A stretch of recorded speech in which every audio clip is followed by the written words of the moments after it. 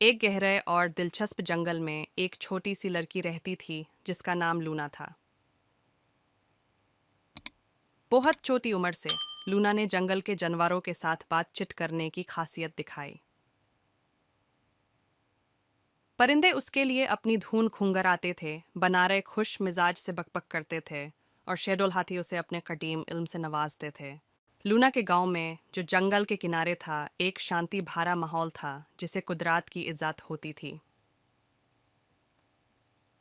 Luna की जानवरों से मुलाकात करने की सलाहियत को अजीब माना जाता था।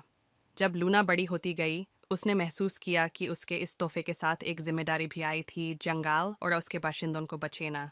एक दिन एक टुकड़ेदार लोग आए जो जंगल के कीमती माल की इस्तेमाल करना चाहते थे। लूना अपने प्यारे घर की तरफ आने वाले खतरे से परेशान समझती थी कि अब उसके इस तोहफे को एक उच्च गुनाह के लिए इस्तेमाल करना वक्त आ गया है। उसने जानवरों को इकट्ठा किया और अपने दिल की बात से भरी हुई उसकी आवाज़ से उन्हें यह खतरा समझा दिया।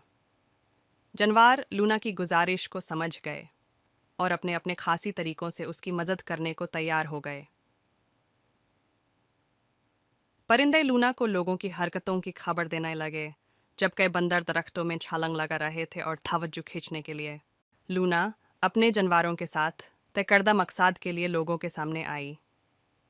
उसने जंगल की नाजुक तस्वीर और जिंदा जज्बात की पेशगी की। लूना ने जानवरों की अकाल, जज्बात और जंगल के निज़ाम की रोशनी में उनके ज़िंदगी में किरदार का जिक्र किया। अचानक टुकड़ेदार लोगों का लीडर, एक शख्स जिसका नाम थॉमस था, ध्यान से सुनने लगा। लूना की बातें उसके अंदर एक नया समझ पैदा कर रही थी। पहले बेपारवाह टुकड़ेदार लोग जंगल को सिर्फ एक माल समझने की जगह उस इज्जत देने वाले जिंदा एंटिटी के रूप में देखने लगे। लूना के गांव में, जिसे इस तब्दीली का अजीम नतीजा मिला, उसे हीरो के तौर पर मनाया गया। जंगल के बाशिंदों ने अपनी जिंदगी को बरकरार रखना जारी रखा और लूना का तोहफा आने वाले नस्लों के लिए एक उम्मीद का मुनारा बन गया। वो लोगों को सिखाने में अपना वक्त गुजार रही थी कि कुदरत के साथ हमदर्दी और ताउन से इंसान और कुदरत में तामुल किया जा सकता है।